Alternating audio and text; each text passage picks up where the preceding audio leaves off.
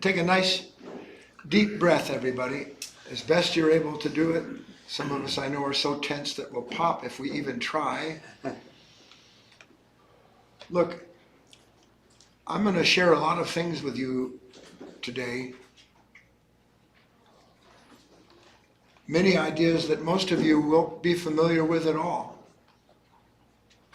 And I would urge you, rather than try to fit what I want to share with you as far as the insights, I would urge you not to try to make these ideas fit into what you've come into this room thinking that you know in advance. I'm not here to convince you of anything. I don't want to sell you anything. Truth is, I don't want anything from you other than your ears and your hearts for the time that I'm speaking here. You must test everything. You mustn't believe anything that you hear. That's the only way you'll ever know from yourself when you do the laboratory work in your own life through your own relationships, whether or not what you are hearing, what you'll be told, is true or not. And when you find something that's true, when you come upon something that resonates in your heart, in your mind, in your body, then cling to that. You will be given something that as you receive it, helps you realize what's been waiting inside of you all this time, in all of us. Because who here, just to make sure I'm talking to the right group of people, who here doesn't have something to let go of? You don't? No. I trick my sister-in-law, Joan, and said, I don't have anything to, no way, I do have something.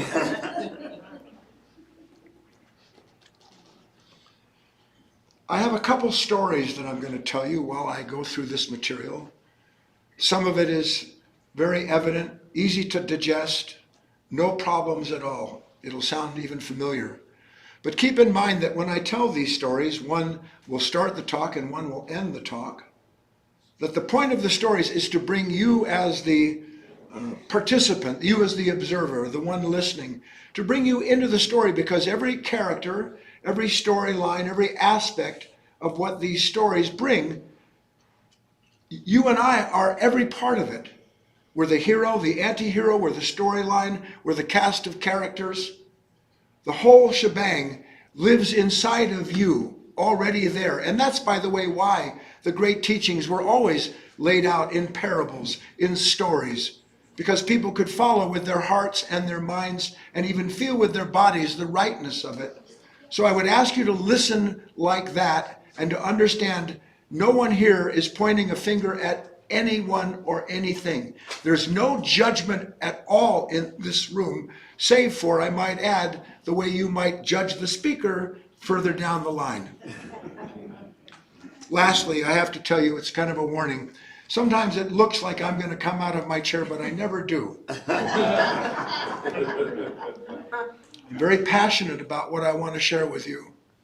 And I'm passionate about it because these ideas, they're not mine. No true idea belongs to a man or a woman, whoever they are.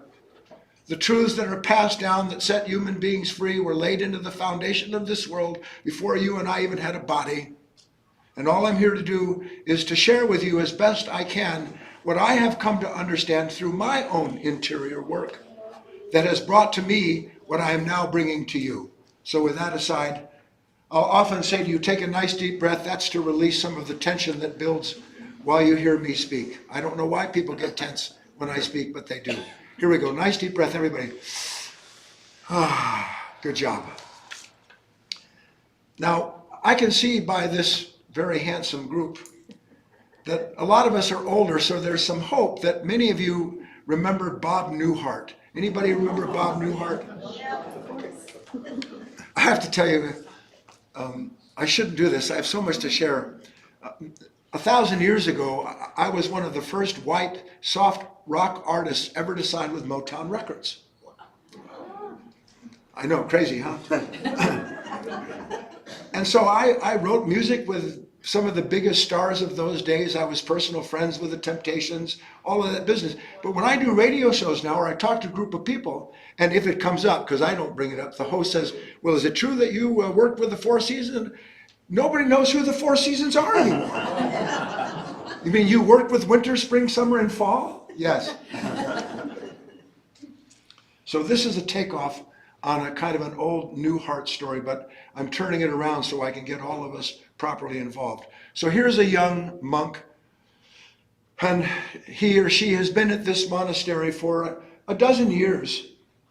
And like all true seekers, and I hope in your heart of hearts, whether you know it or not, all human beings are seekers. He or she has come to a certain terrible conclusion, and he goes to the master and says, "Master, I'm doomed." Ever thought to yourself, "I'm doomed"? Yes or no? Come on, get him up. It helps if you acknowledge, "Master, I'm doomed. I have so many painful thoughts, feelings. I've got anger, it's not resolved. I'm frustrated. After all of these years, and I did some work before I got here, what am I going to do? I've got this compulsion. Plus, to tell you the truth, bringing you in, I'm a little bit afraid that I'm not going to be able to overcome these imperfections in myself, because I've been working at them." Bringing you in. How many of you have been working at these imperfections, these faults in our consciousness? Yes or no? Look at this world of ours. Master stops the young monk midstream and says, "I understand, but fortunately for you," he says, "I have the solution." "Oh, thank God, Master. Tell me, please, what is it?" He goes, "Stop it."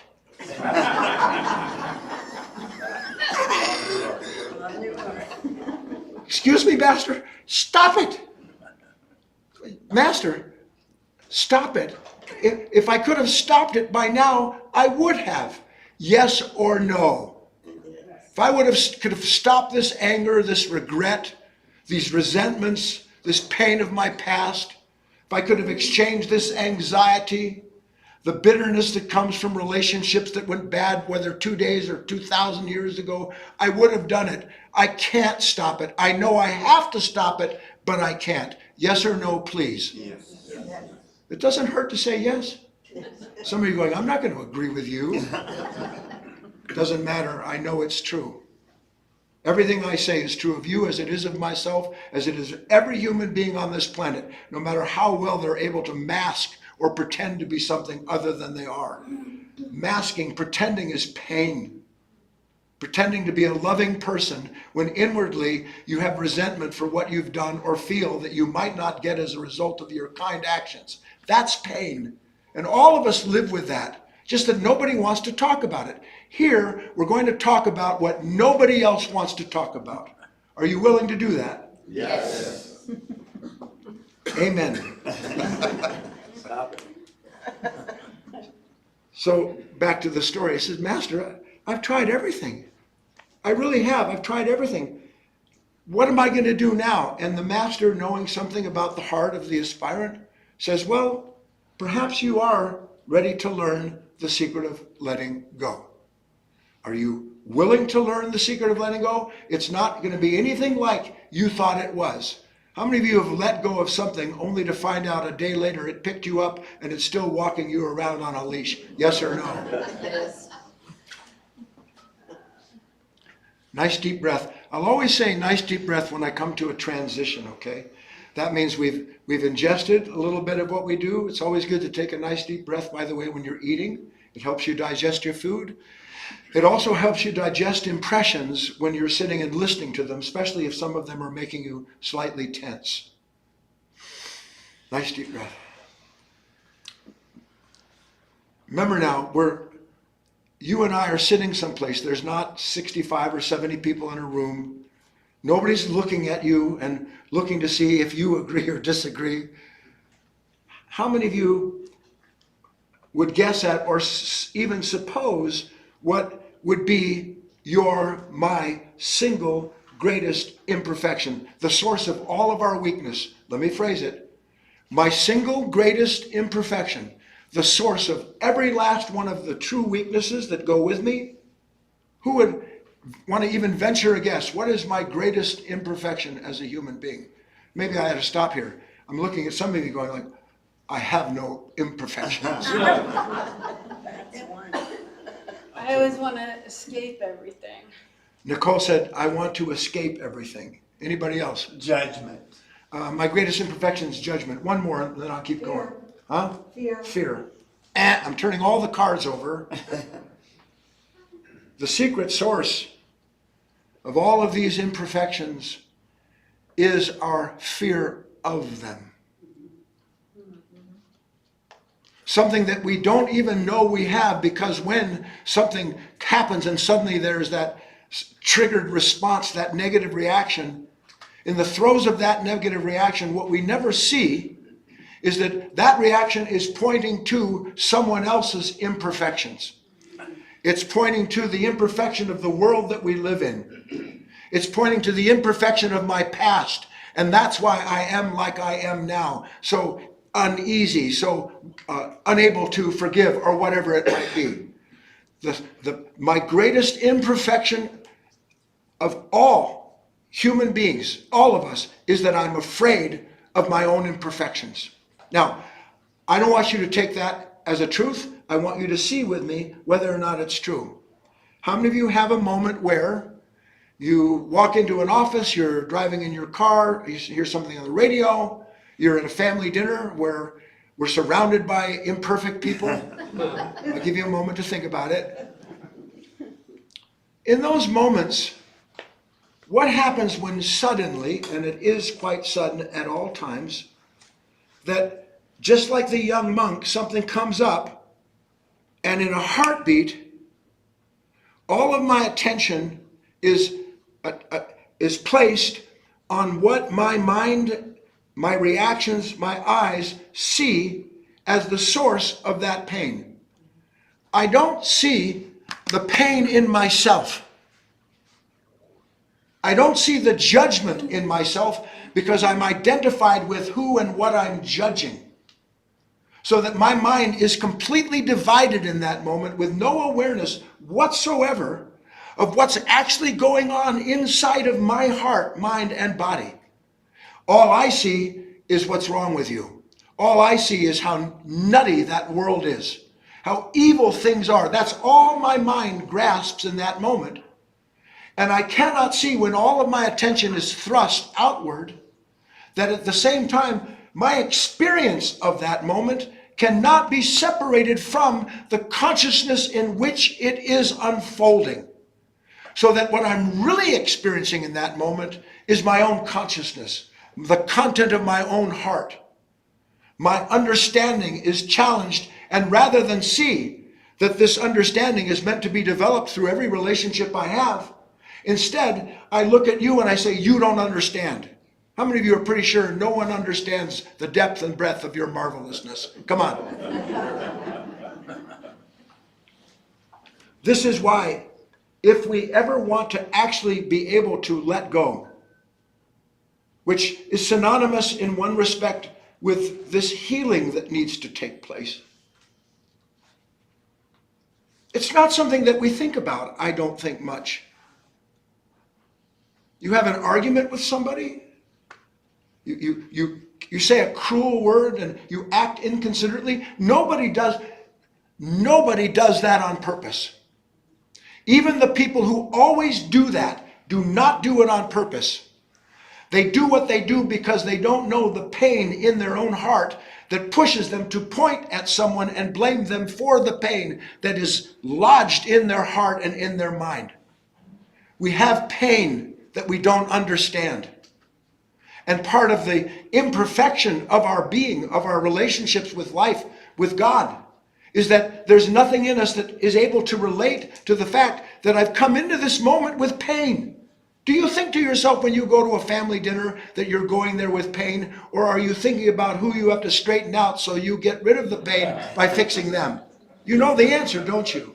My mind is always attached to what I believe is the cause of my bitterness. It never understands that I couldn't have that bitterness in my heart if it weren't there prior to the moment in which I met that person or walked into that room and suddenly, the world loves this today, I was triggered.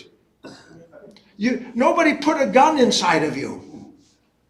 That ammunition and the trigger point are part of an unconscious nature that's spring-loaded. How many of you know what it means to be, how many of you are spring-loaded? Get your hands up.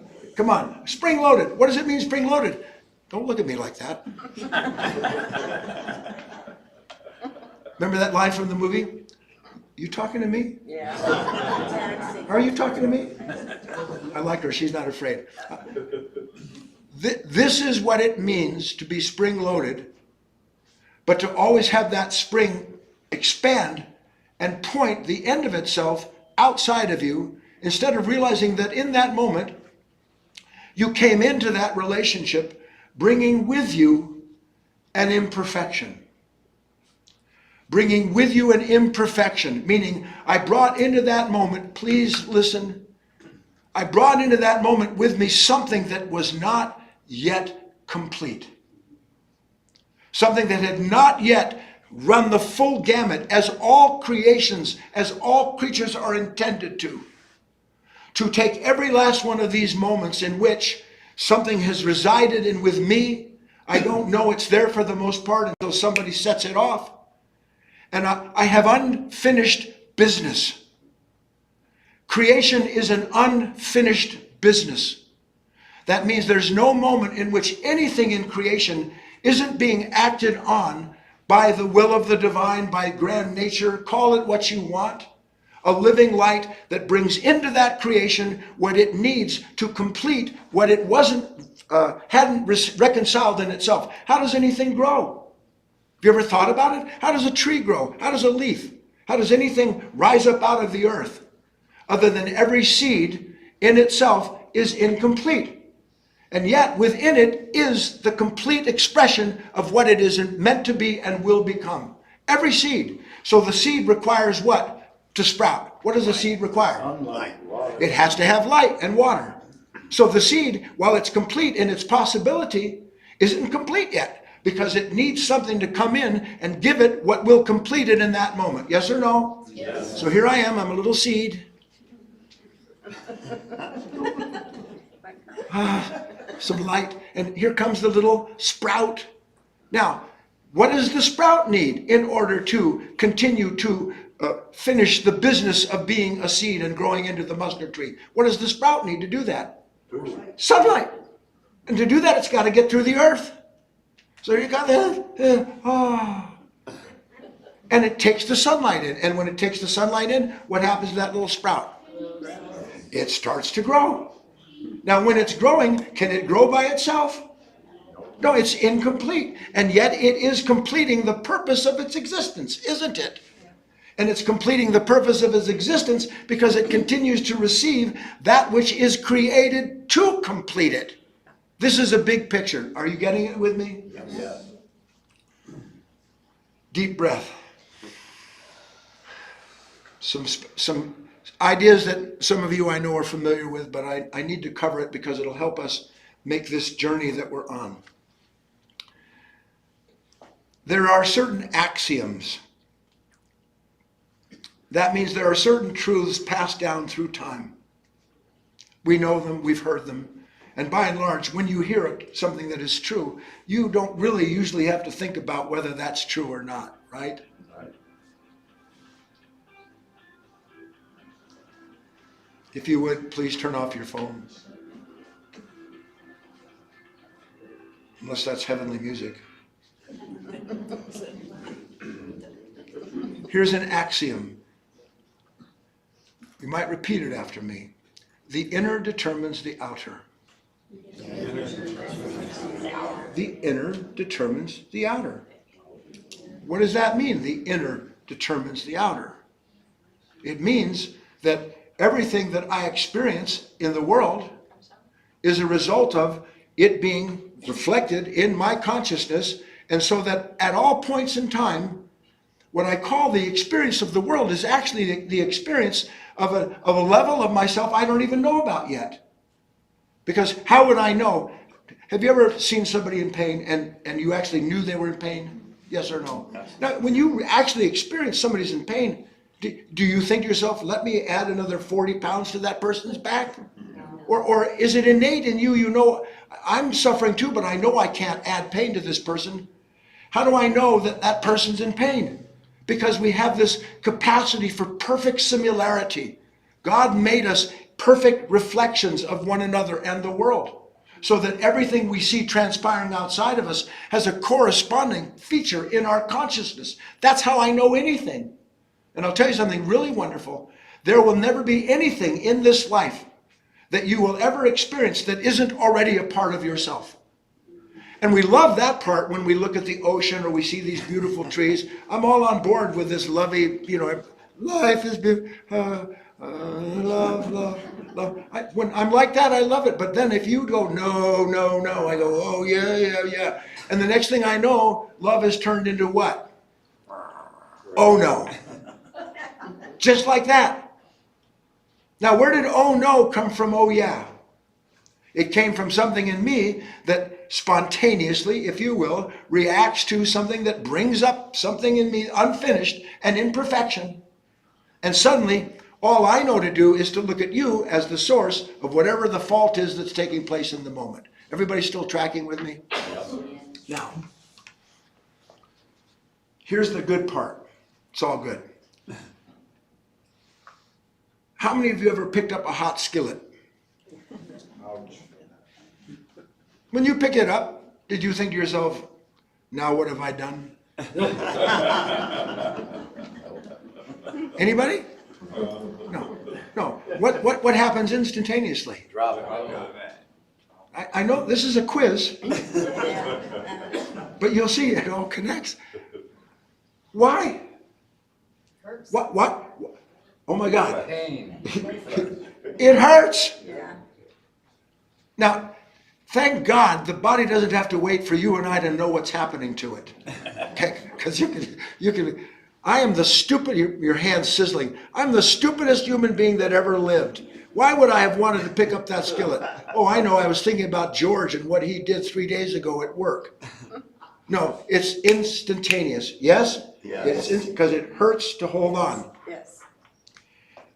When did you let go of some troubled relationship in your past? Assuming, and I'm being careful here because most of us haven't, but when you actually did let go of some troubled relationship, someone lied to you, someone betrayed you, when did you finally, assuming that you did to some extent, when did you finally let go of that dialogue going on in your head about what they did or didn't do? When did you finally let go of that? About 5 years later. Someone said about 5 years later. Not instantly. When the pain was too great. After I prayed, He said, after I prayed. Why did I pray? I was in pain. I'm in pain. How did I finally realize that all of this conversation that I'm having in my head with him, them, those, this and that all of that conversation that promises as I'm engaged in it to free me from the past or the person who hurt me, when every moment that I'm spending in that conversation, in that dark dialogue, I am in that dark world where something is clinging to that and blaming that person or my past on the pain that I'm in. When I finally see that this dialogue that I have with myself or talking to others about it, when that finally becomes clear, I have to do what? When it's clear. What do I have to do? You were supposed to come right along with me there. I have to let it go. Why? Stops the pain. It hurts. Yes. You can't let go of anything until you understand that the pain you blame for what you're suffering isn't outside of you, it's inside of you. That's when everything begins to change. The inner determines the outer. Some of us have had addictions. The truth is, to be a human being is to be an addict, in case you don't know it. We're addicted to thinking about the past.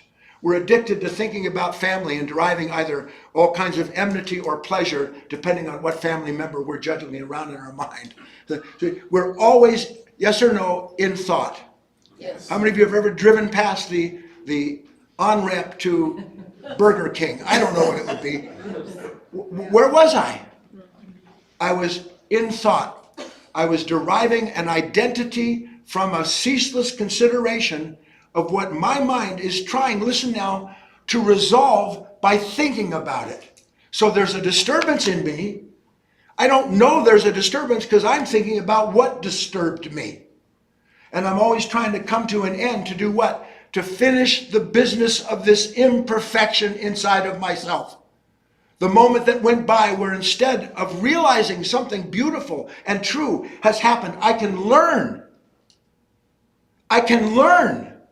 Not learn intellectually, not learn by imitating sentiment or the things that people give you to chant or affirm yourself with. I can learn the truth of myself. And when I learn the truth of myself through the awareness of myself, in that light, I am given what releases me from everything that has held me captive.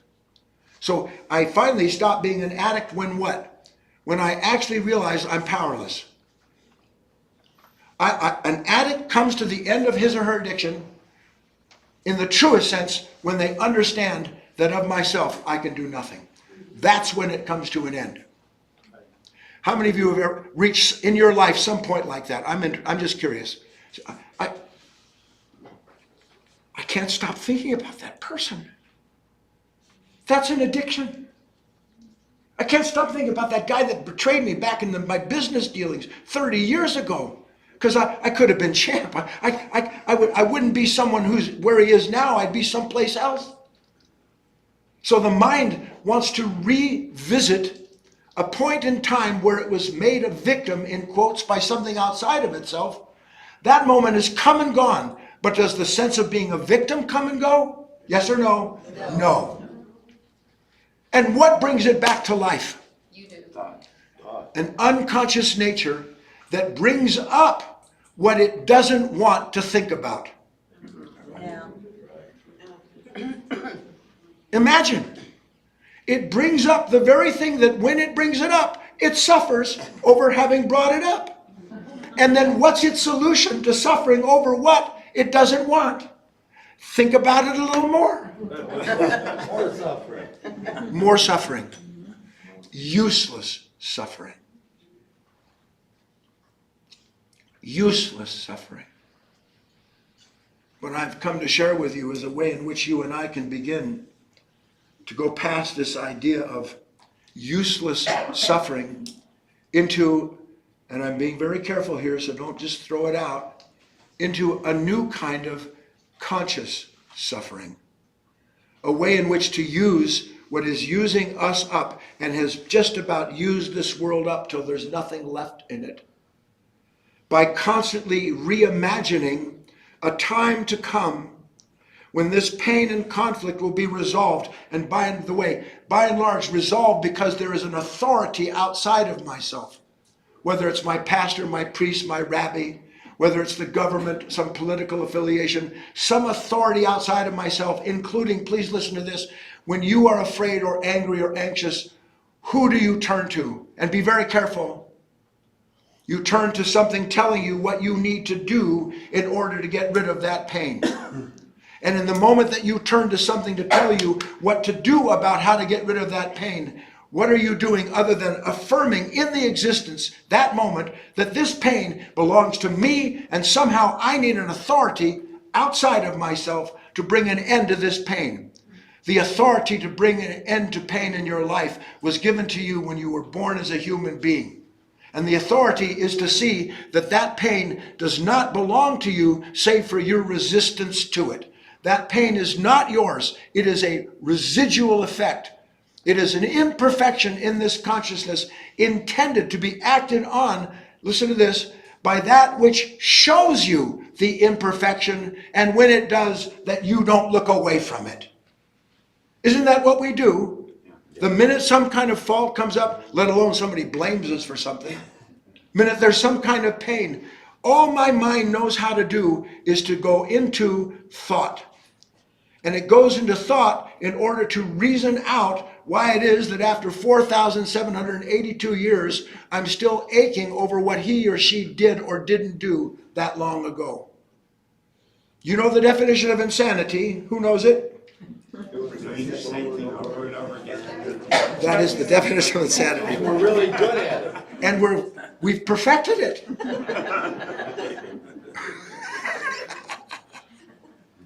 That's true.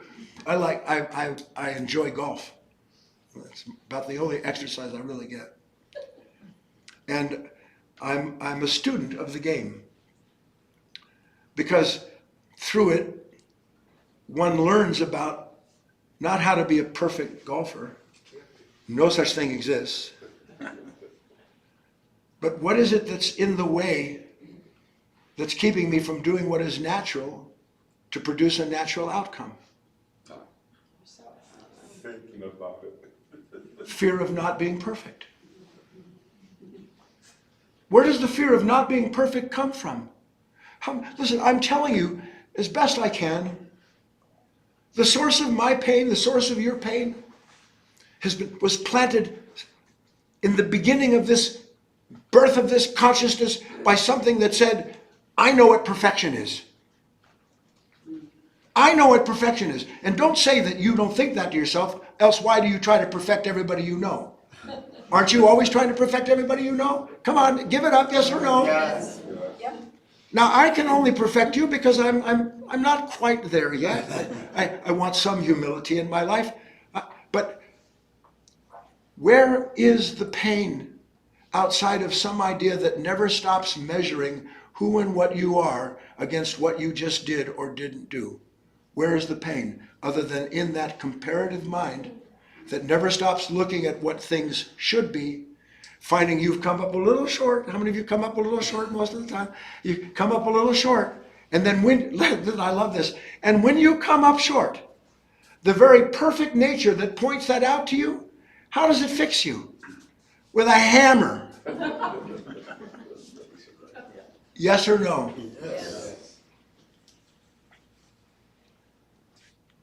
Next transition. Nice deep breath. We're working towards this. Everybody okay? Nobody's left so far.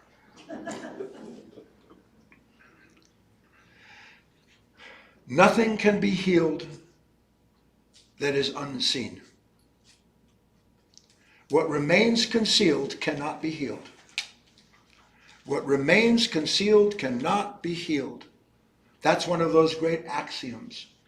As above, so below, as within, so without. What remains concealed in this consciousness can never be healed. That explains so much if you're following the drift of what we're looking at in this discussion. Well, maybe that's why I'm not healed. Because whenever this pain comes up, it points the finger or it judges me. And in the moment when it starts to do that, everything about where this pain is concealed, which is in an unconscious nature, a fallen nature, that in that instantaneous unconscious reaction, all I see is what needs to be healed outside of me. They need to be other than they are.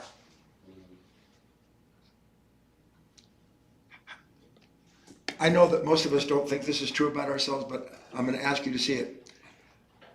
If I ruled the world, every day would be the first day of spring, wouldn't it? If only everybody just was nearly as perfect as I am. Then they would see that I'm nearly perfect. And then they would be nearly perfect, and everything would be perfect. Except there's a problem with that, isn't there? It's a trick. We think that judgment proves our perfection. We think that judgment proves that we're perfect. Why else would I judge? And I'm not just talking about judging you, sir. Thank you. Here.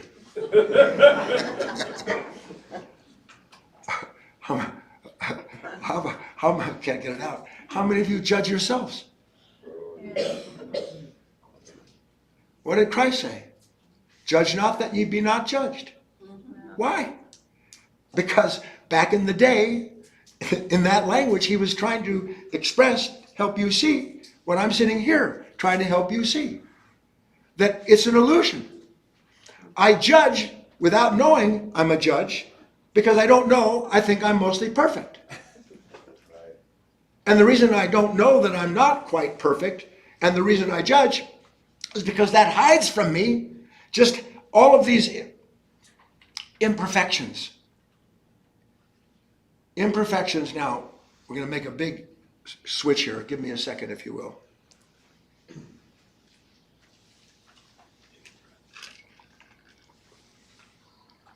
All of these imperfections,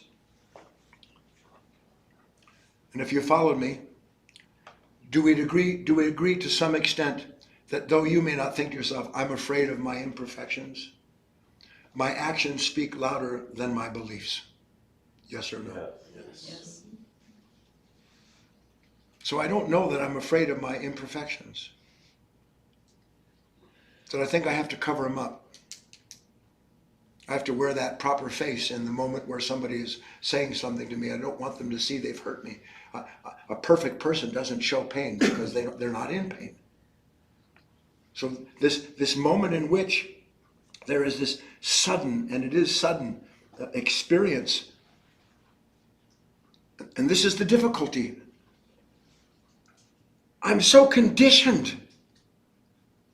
That's what I was talking about, spring-loaded. It's like that. Going off the handle. Laying in bed and listening to my mind talk to me, that ostensibly it's doing so it can deliver me from the thing that it's living in that moment. So it takes me into this dark room where everything is unfinished, not reconciled. And it tells me that if with enough thinking, enough pain, if I pay a psychologist enough dough, if I take enough drugs, somehow this thing will get reconciled. And what did the young monk confess to the master? I'm still a wreck. I'm still carrying around all this stuff. I thought that meditation, I thought that prayer, I thought all of these, my puja, whatever it is that a human being does, thought it was going to heal me. It didn't. What it does, forgive me, is it kicks the can down the road. Because it says, as we engage in whatever it may be, in experiencing a certain set of sensations connected to whatever it is that the mind is pursuing to deal with its pain. Now I'm identified with those sensations. Now I'm identified with the time to come. A heaven that will eventually reveal itself to me. A liberation. Moksha. Something will be genuine, but I'm just not there yet. But I'm close because I can feel it. And what I'm feeling in that moment is my mind having been drafted, taken into a realm that it has no idea that within it, all of these familiar identities, the sense of myself, it sits there. And as soon as my mind attends to that thought or feeling about a pleasure or a peace to come, in that moment I'm flooded with that pleasure or peace to come, but it's done nothing to change my interior life. The only way we change our interior life is by beginning to understand what I'm sharing with you here today. Take a nice deep breath. When I actually didn't even think about this until this morning, honestly. Sometimes I make notes for myself. I'm going to go talk to men and women. I want to share what I know. And then oftentimes, like this morning, I'm sitting there and I'm looking at what I want to share with you, and I don't like any of it at all. That's the God's honest truth. And that's not going to cut it. I don't know. And sometimes I go, okay, really? You know, now what? Because, anyway. There's a passage in the New Testament. I don't know how many of you are familiar with it. I want you to understand this is not religion. This isn't religious, what I'm sharing with you. It is an insight into the activity of an individual who, like yourself, was a seeker who wanted to know something about true liberation, about the divine. St. Paul said, in my weakness is thy strength made perfect. In my weakness is thy strength made perfect. Look, I love your strength is perfect, but what's that got to do with weakness? Because I don't have weakness, so I have a problem. In my weakness is thy strength made perfect. My weakness is that I don't want to see my imperfections. That's my weakness. Because I've been told that people who are strong and wise and good and true and everlasting, these people have a relationship and it never lets them down. And I want to be someone who's never let down by an idea that lets me down every time a condition challenges it. Yes or no? We're getting to the nitty-gritty here. Here's the big idea. connected to in my weakness is thy grace made perfect. This is a complete shift. The purpose of the talk is to invite you to even consider the possibility of it because of the new understanding, hopefully, that you're experiencing, the new ideas. Who would ever think that the awareness of an imperfection is a grace? Would you go, no, no, no, no? Wait a minute, sir, you're saying that when I'm aware of this imperfection, it's an act of grace? What are you kidding? I've been racing my whole life to get away from everything that punishes me. And what punishes me isn't my imperfections, it's the imperfections of others that have been visited on me and made me a victim that I don't want to be, but I'll go spend my life thinking about it and reliving it. Imagine for a moment, and we have to do that in the beginning. One day you won't have to imagine it. As you really do your interior work, you'll start to understand that this imperfection, what did we say this imperfection was? Something that's incomplete. Remember, you got to work. Incomplete.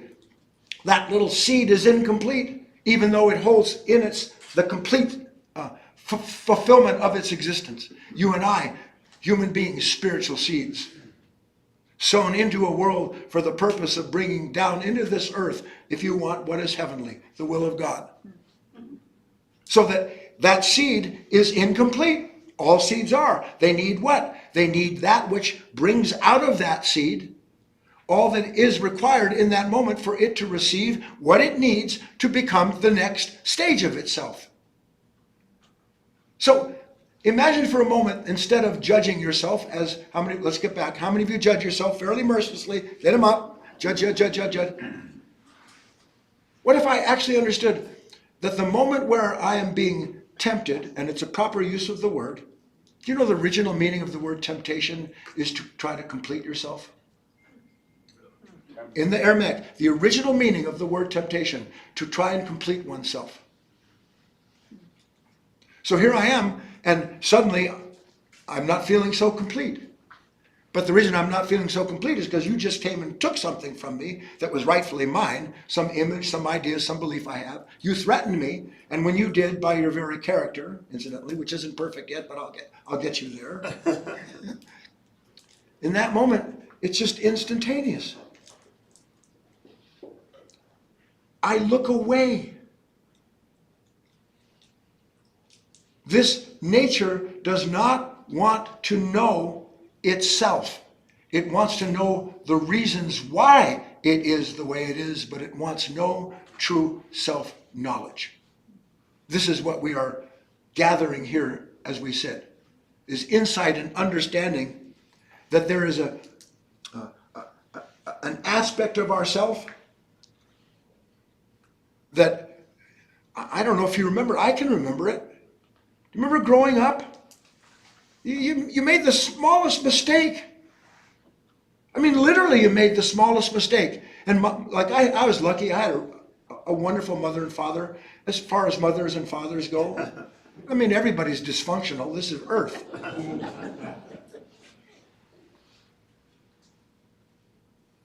And they never overtly abused me. But what is abuse? There's the abuse we recognize where you're beat or you're punished or you're told you're the worst thing that ever happened, wish you were never born. How many men and women have said, and listen, do not judge yourself if you were sitting here and that happened to you or that you said those things. You did not say them. Pain said it.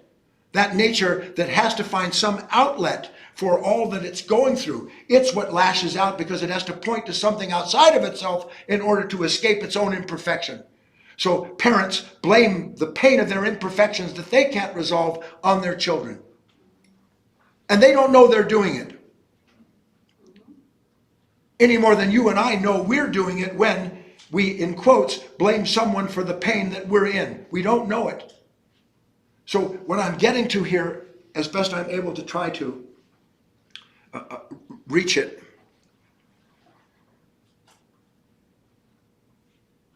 like every creature, every creation, we are brought into this world, and we are brought into this world incomplete. There's nothing that's created that isn't incomplete. And yet, in that incomplete creation is everything that creation will use and work with that seed to bring it into the constant fruition of all of its possibilities. That's what life never stops doing to us. It never stops bringing in what we need to realize that this little part of me that doesn't... A simple example, I'm invited to speak at a conference, maybe at work, I'm a supervisor, anything, you can take it from the smallest thing. I need to tell my daughter, I need to talk to my brother and tell him, you know what, this is how you always act, and I love you till the cows come home, man, but it hurts me when you're like that. We're terrified. We'll wait until everything gets so bad and then we'll let him have it. Yes or no? Let him have it. Instead of allowing the sudden recognition, and let's go slow. Anger itself, the reaction is unavoidable. You cannot avoid the reaction of anger. Why can't you avoid the reaction of anger? Because something has acted on something inside of you that believes it shouldn't have happened. So I have resentment, anger, something jumps up, yes or no? Yes. Now, this is what's so crazy. I think to myself, well, all right, that happened, I'm angry, and what I'm going to do now is I'm going to go back in time, because when I get home, I'm going to relive this thing until the cows come home. And I'm going to relive this until it finally doesn't feel this way. But it always feels that way when you relive it, because you're revivifying that unconscious nature as you do it. So you can't escape anger. Now, would you agree? I know that some of us, especially in this terrible world of ours, no, anger is righteous. Anger has saved me. No, anger hasn't saved you. It sucked your life out of you. And how can I say that? Because when you're angry, there's no one there.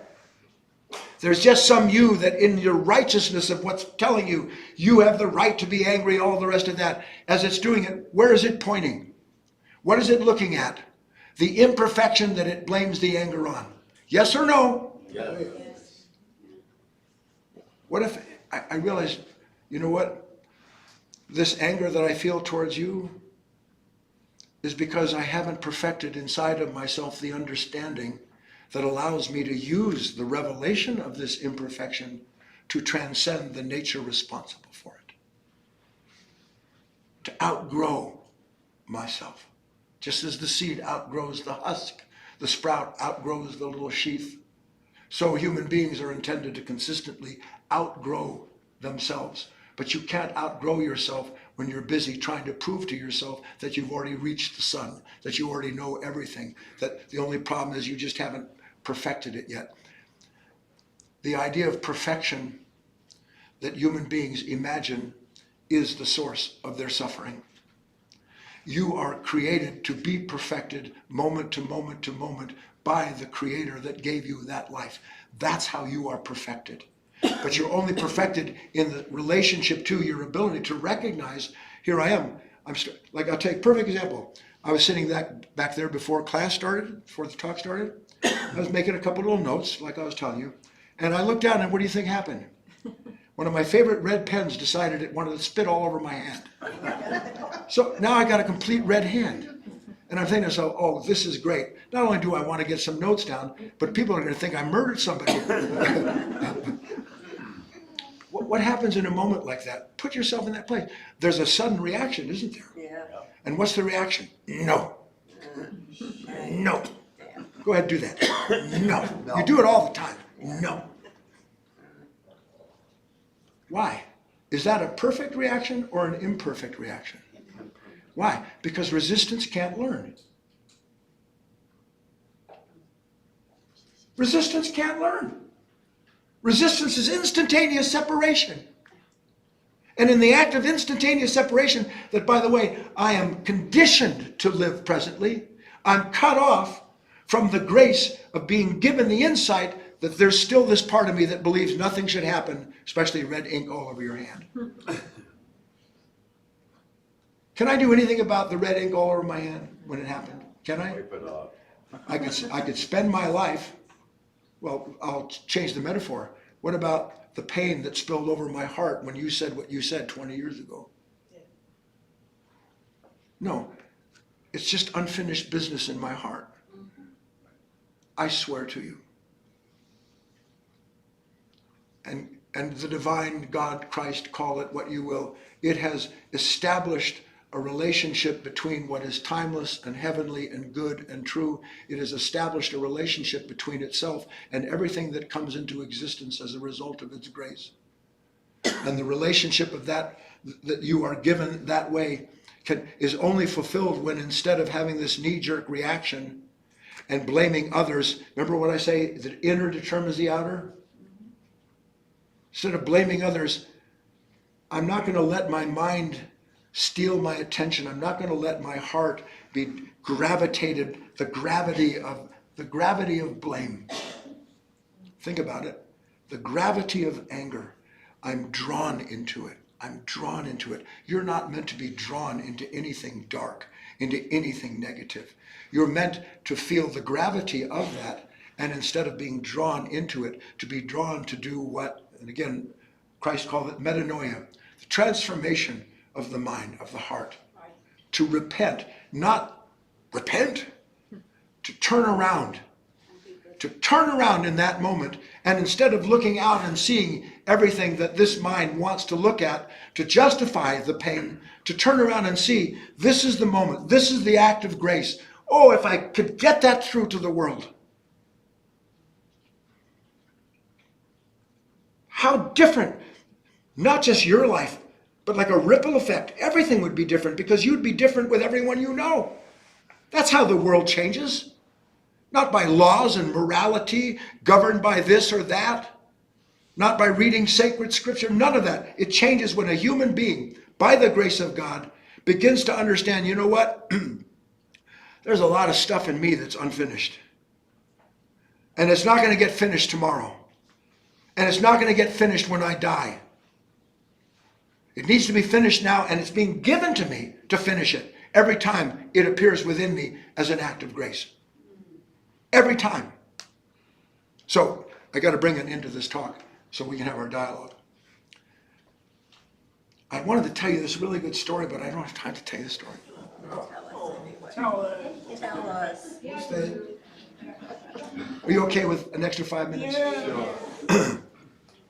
It's kind of an older story, but it speaks so directly to what we're talking about. But I have to go through it quickly. Here's a young prince. And like Siddhartha, like Buddha, not happy, got everything. And he often goes further and further out into the forest that he's been told not to go into because there's dangerous things there. But he's looking for something he doesn't know what he's looking for. Sound familiar? So one day he's out riding along and he hears this weird moaning sound. And don't just hear a moaning sound. Have you ever noticed when you hear certain sounds, you have an immediate emotional impression that comes through the ear, but it lands somewhere in your emotions? Yes or no? So he no more hears this strange moaning sound than he feels fear. And get away from that. Whatever's over there by that pond, I'm not going over there. And he goes around. But something in him won't let him forget, for some reason or other, that sound. So again and again, he rides in that direction. He gets closer and closer, and finally gets close enough he can see through the trees. Looks like a God-forsaken, misshapen, strange, frog-like creature leaning over the pond and looking into the pond in its own reflection. And as it does, it's moaning, and it's also saying something, but it's garbled. You can't understand a word of what's being said. But sort of the observer is the observed. In a heartbeat, suddenly whatever that creature was, it looks over. And it sees Kate. It looks over, and when it does, he's stricken with fear. He rides away. But he can't get it out of his mind. He doesn't know why he can't get it out of his mind. So he comes back and he gets closer each time, and he begins to realize whatever this little creature is, whatever it is, it's trying to say something. And he thinks to himself, maybe if I understood what it was trying to tell me, maybe I'm afraid of it, but maybe I could help it. Maybe I could do something to help the pain of this creature. You're both of these, remember, you're all creatures in this story. So finally, he gets close enough that's painful, frightening. And he's able to hear what that creature is saying. And what the creature is saying is say, don't look away. Don't look away from me. Please don't look away from me. And it strikes him, and he looks directly at this misshapen creature. And as he does, that creature begins to change form. And it begins to change form into this beautiful princess. And he's sitting there, as you can imagine, stunned. And he says, what just happened? Because, you know, the happy ever ending story, this is one of those. This is what he's been looking for. She says, years and years and years ago, longer than I can remember, I was captured by an evil wizard who wanted me to love him. And I wouldn't. And he put a curse on me. And he said, until I could get somebody to look at me directly without averting their eyes, I would have to remain in this form. And I've been here forever waiting for my Prince Charming to come along and liberate me. Don't look away. When you judge, you're looking away from the judge. When you justify, you're looking away from the part of you that always wants you to have a reason why you feel the way you do. When you are hating someone, resenting someone, where is my attention? Is it inward or is it outward? It's outward. When I'm busy resenting a human being, I'm looking away. Because I've been convinced by this nature that the source of this pain is him, her, this or that. And until I get that straightened out, I'm never going to be healed. When we're learning here, if I've been able to help you see anything, that being convinced to look away is the same as denying the grace of a moment where I'm able to recognize an imperfection in myself. How do I even know I have an imperfection? I know some of us don't think we do. I realize that. But the fact of the matter is, rather than being grateful, do you understand what a sea change this is? Rather than being angry or resentful or hating myself because I'm not the way when you were growing up, you shouldn't be like that guy. You good people don't do what you just did. Okay. And I smile, I do what I have to do so I get a candy bar. Because then I'll be a good person. Then I won't deal with the fact that I have a larcenous nature or that I have this anger or violence inside of me. That I'm ready to leap out of my shoe. I won't deal with it because my culture, my environment, my family, everything about even my religion has told me this is not what a good person does. You're imperfect. And then it says because you're imperfect, you have to go find an authority outside of yourself. You need to go read a book. You need to get hold of something that you can comfort yourself and console yourself because one day you won't be that way because it promises you that. If you're tired of promises, then it's time to go to work in the only place that you can go to work, that God has made so that you can work, which is in recognizing, in my weakness is thy strength made perfect. Perfect love casts out fear. Yes. That's what I'm describing to you. Isn't perfect love the moment in which I'm no longer resisting, but rather receiving the impression of that moment? Isn't that love? Yes. What does it do? It casts out fear. Why does it cast out fear? Because in that moment, I realized that fear was something that was unresolved. I never got to the bottom of it. But now I understand something about it, and I'm not going to look away. I'm going to be honest. I'm going to be as true as I can. I will ask God, as I understand God, to help me through these moments because you must. But at the same time, I understand this responsibility was given to me. And if I will receive that responsibility, I will be taught the secret of letting go. So, you're on, sir, in the back.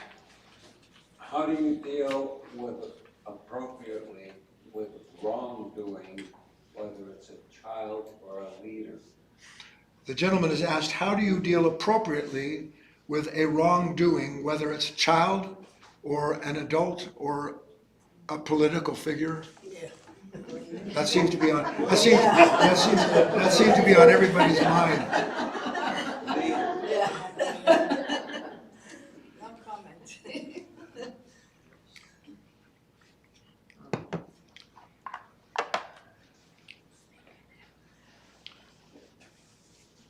several comments.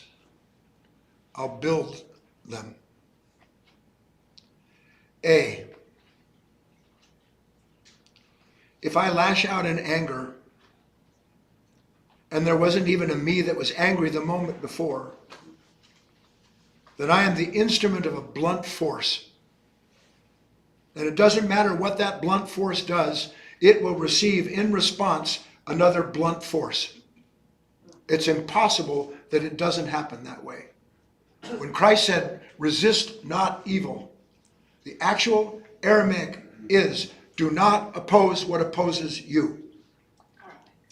Do not oppose what opposes you. Now, that's impossible for us to think about because I'm very opposed to him, her, this or that, whether it's a child or some affiliation.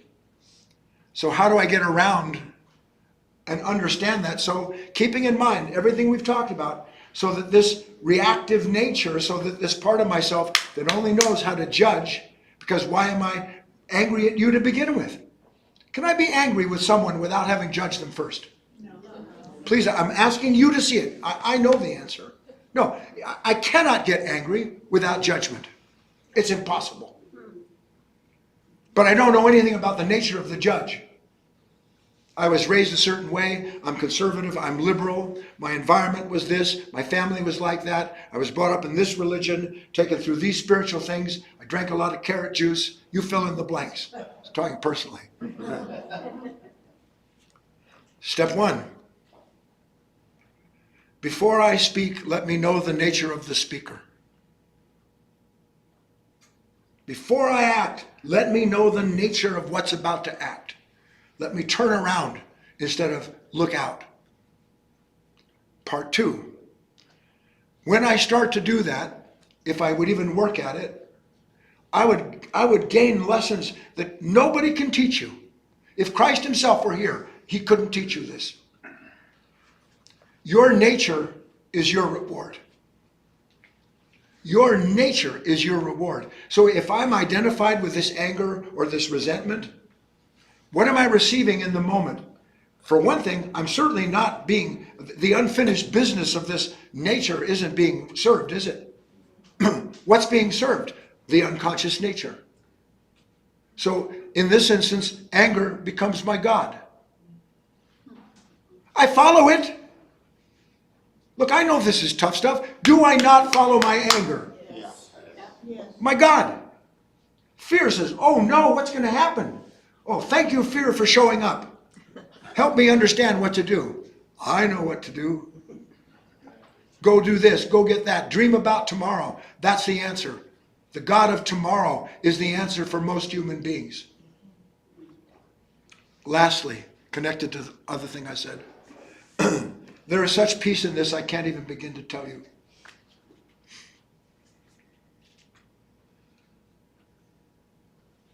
I know, again, Paul, I do the evil I would not instead of the good that I would. How do I even know that I shouldn't, that I ought not express this violence? How do I even know that conflict is mistaken?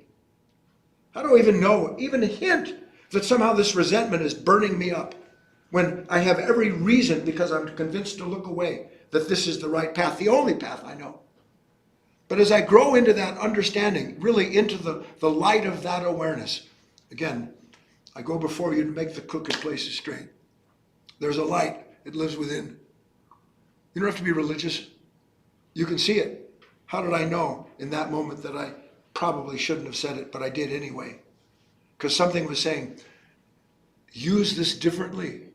And when I see that some instances I can't, and this journey is a lot about seeing not what you can do, but what you can't do. Because, again, another word humanity hates, tremendous humility in seeing that. Tremendous humility. So if I see I can't help myself, sir, guess who else can't help himself? The reward of another day of conflict or fear, then I get it. You too. Your nature is your reward. Vengeance is mine, saith the Lord, in the Judaic tradition. He didn't mean vengeance like vengeance. He meant that everyone will get what they are. And when you really understand that everyone's going to get what they are, you don't have to mess with people anymore. Now, last part. That doesn't mean that there's not a problem.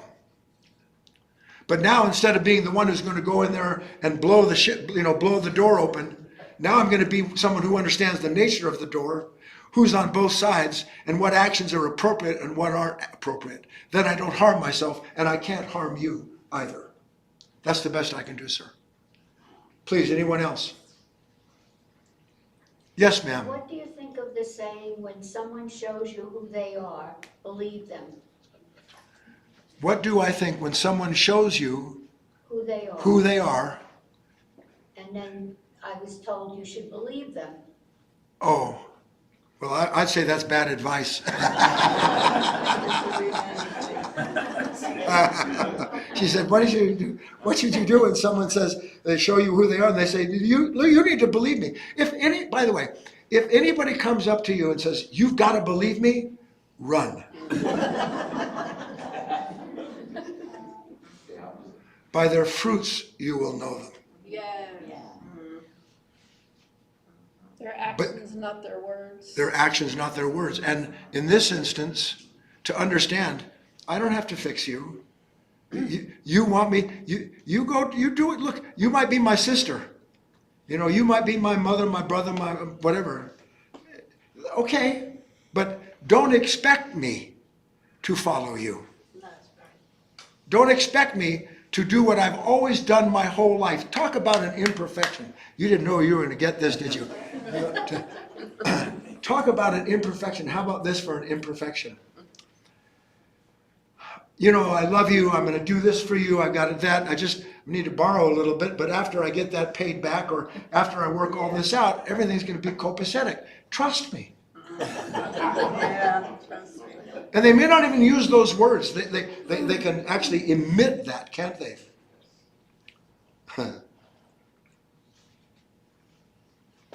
And inwardly, in that moment, you can be kind, but you can remain conscious. Because if I'm not conscious and I try to be kind so as to seem like I actually believe you, then I'm going to do a bunch of stuff that even as I'm doing it to be kind, I'm going to live with the resentment for the rest of my life. Because I believe that you were this, that, or the other. And I knew in my heart of hearts, I sensed it, wouldn't even come up. So now I did what you asked me to do because I'm a good person. I'm not imperfect. With Nixon. I'm not a criminal. Anytime somebody says to you, I'm not a criminal, guess what? No.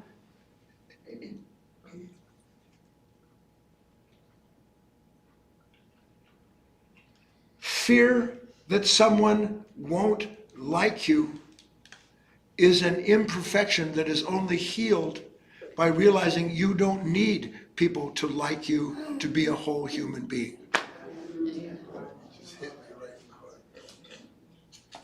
Anyone else? There's one.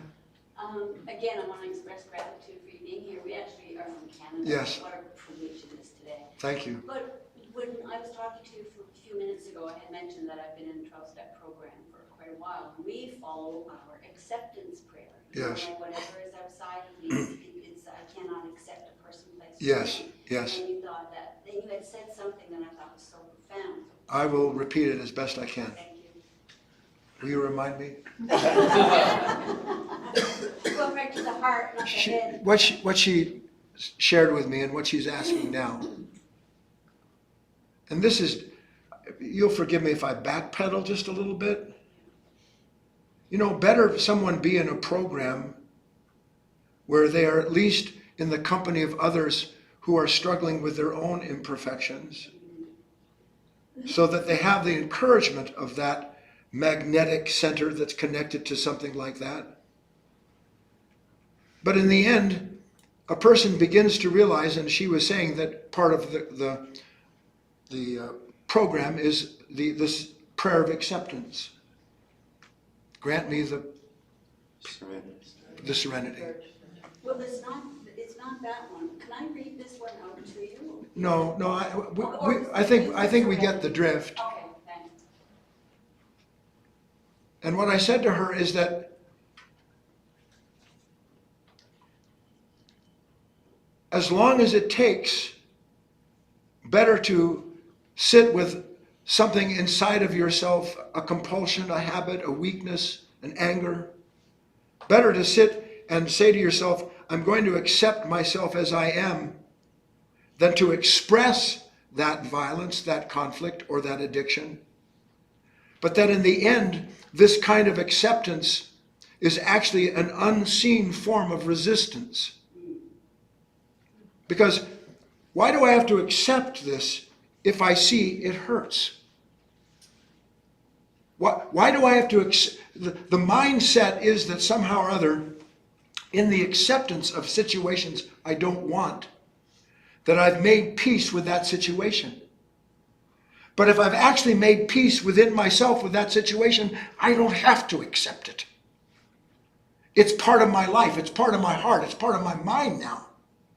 So it's no longer me thinking to myself, I'm going to affirm myself through this acceptance, because there's no longer any part of myself trying to do something that I'm struggling to accept. Do you understand that to some extent, I hope? Yeah.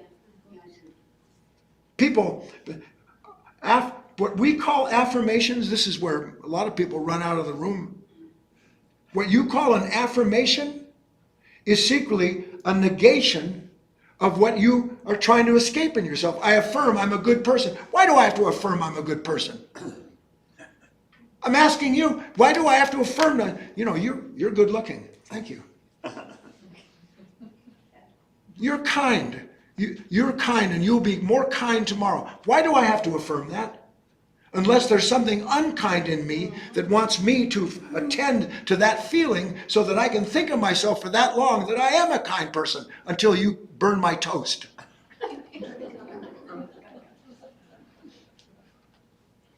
Again, we're not throwing the baby out with the bathwater, but we're saying to be truly, in the real meaning of the word, washed clean, to actually become a new human being requires this constant immersion in what takes place when we allow this imperfection to be seen as the grace it is, and instead of looking away, welcome the light that showed me where the darkness is in myself.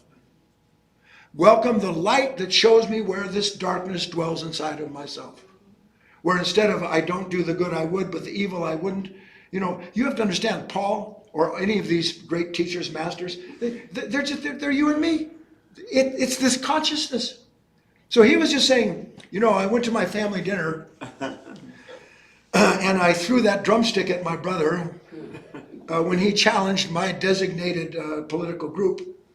And I didn't want to throw it at him, but I did. And now I'm a terrible person and I have to take him out to Haiti or something.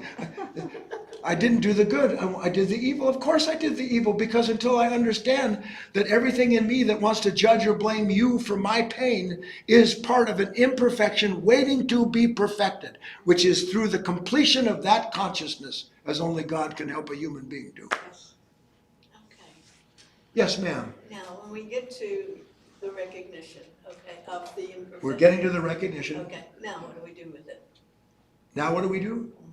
There it is. I see this is where that judgment or that emotion, whatever. Perfect. Great it's question. there. Great Okay. question. You ready? Yeah, I'm ready. Put on your seatbelt. What she said is, okay, I'm paraphrasing, I've been following most of what you said. You think you're kind of close. But now I'm kind of getting it.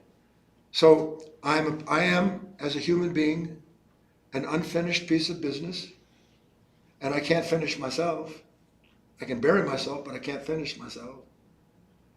How do I go about this process, having recognized that in the moment where suddenly I recognize it?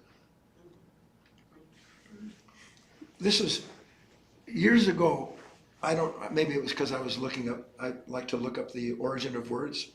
Our language is so bankrupt, it's unbelievable. It is unbelievable.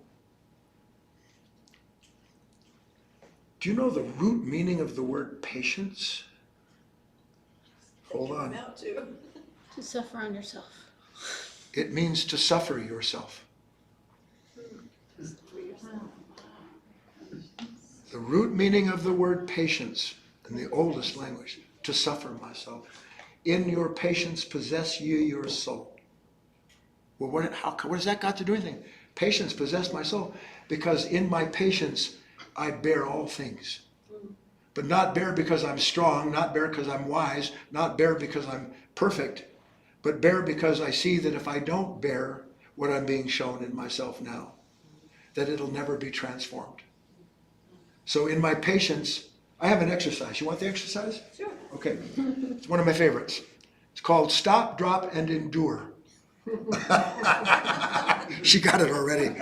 Anytime I say something, somebody starts to laugh involuntarily, it's a response. Stop, drop, and endure. What do you think the stop part of this exercise represents? Think. Reaction. Oh, God. You. Now I'm looking at you this time. You. Boom. All right.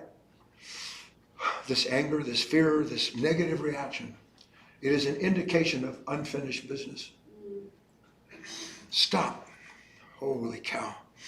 Stop. Okay, I understand that if I let one thought, one reaction come in and start saying, well, here's this and there that, in that split second, I have to recognize that whatever is talking to you when you're upset is a liar. How's that for down to earth? Yeah. And I'm not talking about your husband or your wife. If your mind's talking, it's saying, look this way. Right. So stop. Instead of looking out, I'm going to come to a stop and as best I can, bring my attention back inside. Drop. Well, what do I have to drop? You know, don't you? What I have to drop is the temptation to go along with everything saying, you can't stop here. This is death. You stop here, you're dead meat. It's over. Everybody's going to run all over you. You're going to be a doormat if you stop here. One day you'll hear all of this in your own head if you haven't already heard it. Drop. I'm going to drop every temptation that my mind presents to me, fear, anger, that must take me out of the awareness of the moment, out of the light of that awareness. I'm going to stop. What's the next part? Drop. Uh-oh. Ooh. And what's the last part? Yeah, she says, I don't want to say it. Endure. My yoke is easy and my burden is light. Endure. That's the crucifixion. For those of you that stayed long enough. That's it. Right there. I will give up my life for my brother. I won't punish you. I won't think about you. I won't add to your pain. I won't do it. I won't do it. Not because I'm strong, not because I want to be a Christian, not because I want anything other than to do what I know is true in that moment. And God himself, truth itself, is showing you what's true in that moment. And then you put your seatbelt on and you endure as best you can. And what am I enduring? Myself. The first shall be last, the last. I'm enduring this firstborn nature, this thing that this personality, this conditioned self. I'm enduring it for the sake of something greater than myself. And the more I endure that, the more I start to live out what it means to lose my life is to find it. Because now at last I know what has to be sold. What has to be sold is this nature. It's the only thing I have anyway. Don't own anything else. Don't even own that. But I can give it up. So that last one is hard. Huh? I'm having a hard time with the endure. So Stop. She's having a hard time with the endure part. Anybody else having a hard time? Oh, yeah, no. Because please, what's going to happen? You have to see it. If I don't save myself, what's going to happen? That's all I know how to do. But who do I turn to save myself? The God of tomorrow. Time. The very nature responsible for my torment, I'm turning to release me from it. When you see that, you won't have to think to yourself, how do I endure, or what's going to happen? You're just going to agree to go through it as best you can. And every time you do that, you will see something you've never seen before. Why? Because some unfinished business will be finished. So if it keeps cropping up, you just say, oh, It's I gonna come. love you. It's not gonna go. Okay, you got me. Okay. Yeah, you caught me. You're free. Congratulations. No, it's not going to do that. What did Pharaoh do with the Jews? Yeah, go out. No problem. You're free. You make bricks with straw, and it will actually lay itself on more thickly. Because it understands you're starting to see something about its nature that it has spent millennia ensuring that nobody sees. Nobody wants you. You're rare. Those people, whatever 56, whatever came back in the room after the talk, you're rare because at least you can sense something about what I'm saying is true, even if you don't like it. It's not the liking, it's the trying to, because stuff comes up. Of course it comes and up. you say, okay, hey, there you are. And you sort of settle it down. But some of it will come back Look, and come you back. have to go through all of this. Here's part of what she's saying. I can't leave this moment untouched. Because if I don't tell you exactly where it is that you missed the mark, if I don't get everything straight for tomorrow, all hell is going to break loose. What I need to see is I'm in hell in that moment. Hell's not going to break loose. I'm being tempted to go back into a consciousness that is so conflicted through compromise that it never knows that it's constantly measuring how things should be against the way it wants them. It doesn't know that. So it measures, it judges, everything, just endless. And you have to, Daniel in the den, the kids that went into the fire, all these stories from the old scripture, East and West, they're all the same thing. Just that we've never had an explanation. We've never understood it. And why haven't I understood it? Because I always stop at the endure part. Well, I'll tell it, sorry, you can leave, you're boring. This is perfect. You know what? With God as my witness. There's a story. It's an old story of mine. Here's a young woman, and she's visiting some camp in the Southwest. One of those beautiful red rock, those in Arizona, water carved, beautiful place. She's walking through, and a forest ranger about a mile away sees that she's walking into one of these dead-end ravines. Now he knows certain times of the year, even though the sign says "do not enter," that people don't pay attention to signs because they're busy looking at what makes them feel good. She walks in and he goes, oh my God, because he can see a thunderstorm 5 miles south, and it's going to drop all that rain, and it won't be but 20 minutes before all that water is going to come through that ravine and do what? She's gone. So he runs down the ladder, gets in his Jeep, drives as fast as he can, and gets to the mouth just above it where he can see she's walked in, and he realizes it's too late because he can hear the roar of the water, sees the coyotes' heads coming out, bushes and stuff. And he starts to yell, but there's no point. He thinks, well, I'll recover the body. He's watching all this take place, and here's this young woman, and she's walked into a terrible place. And suddenly she's aware of the fact that she's walked into a terrible place, because here comes this flood of thoughts and feelings, fears and doubts. And he's watching her, and he sees her say something, and he thinks to himself she's doing the Lord's Prayer because she's a goner. And no more does she say whatever it is, pretty short. Here comes all that water, and it parts right at her feet. Tennis shoes don't even get wet. This is a true story. He rushes down. He says, what in the name of, are you a magician? No. Well, what was that strange power? Not a power. All right, well, what did you say? She said, all I said was, you go on without me. That's a good one. Okay. Love it. You go on without me. One day you'll be able to say that inwardly without even having to say it. Because you'll understand that everything that's come to you has come for you. Everything that's rushing by you is revealing to you what you would have never seen without it. And you'll have one realization after another and gradually go through this process. Perfection is endless. The divine is perfect, endless. The perfection is endless. And that becomes your experience. Not that it's pain-free. It's not. I think we have to probably stop, huh? It's 1:35. Thank you, everybody.